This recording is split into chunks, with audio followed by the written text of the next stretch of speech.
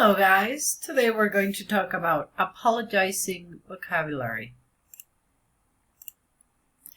The anatomy of a good apology. First, you need a request for their attention. Second, an admission of what happened. Third, a sincere admission. 4, the apology.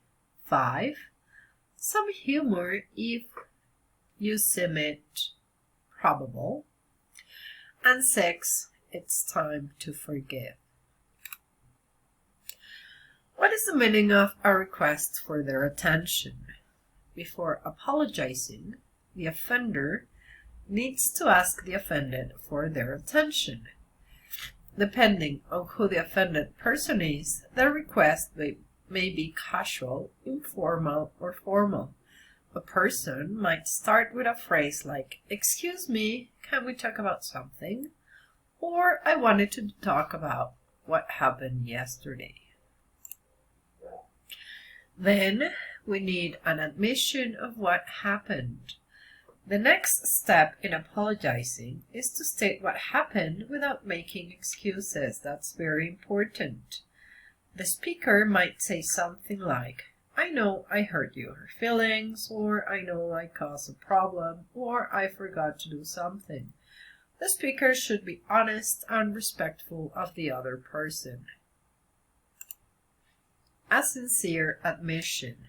The third piece of an apology is a sincere admission that you did something wrong. The apologizer can say something like, "I messed up," "I made a mistake," or "I should not have done that." The more specific the speaker can be, the better received the apology be. The apology. Step 4 is the actual apology. These words are what makes an apology an apology. The speaker should say, "I'm sorry," or "I apologize." Speakers should be careful to say, "I'm sorry, I," rather than "I'm sorry, you," or "I'm sorry, if." The two later phrases are likely to cause more offense or increase anger in the already offended. If you can, as we say, you can use some humor. Just be careful, this is optional. Depending on how close the apologer is to the offended person, he might choose to include humor to lighten the mood. This can help diffuse a tense atmosphere or melt the anger of the offended person.